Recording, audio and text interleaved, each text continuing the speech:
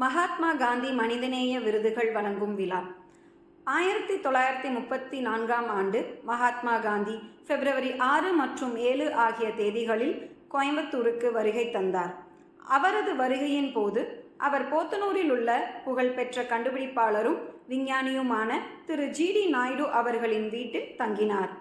மகாத்மா காந்தி தங்கியதன் நினைவாக இந்த வீடு புதுப்பிக்கப்பட்டு மகாத்மா காந்தி நினைவகமாக பொதுமக்களுக்கு திறக்கப்பட்டுள்ளது.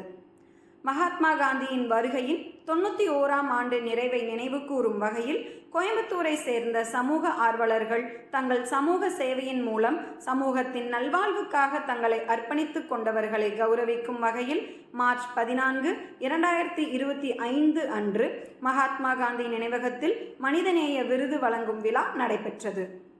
2025ஆம் ஆண்டுக்கான மகாத்மா காந்தி மனிதநேய விருது சமுதாயத்தில் பலராலும் அறியப்படாமல் சமூக சேவை ஒன்றையே குறிக்கோளாக கொண்டு தங்களால் முடிந்தவரை ஏதேனும் ஒரு வகையில் சமூக நலனுக்காக பாடுபடும் நபர்களை கண்டறிந்து கௌரவிப்பதற்காக வழங்கப்பட்டது.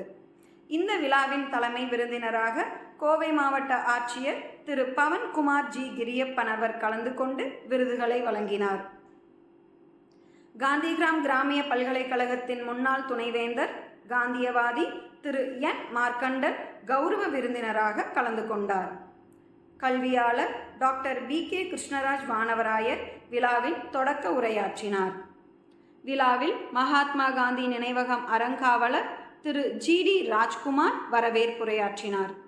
நிகழ்ச்சியில் ஜி.டி. நாயுடு அறக்கட்டளையின் நிர்வாக அறங்காவலர் திரு ஜி.டி. கோபால் கலந்து கொண்டார்.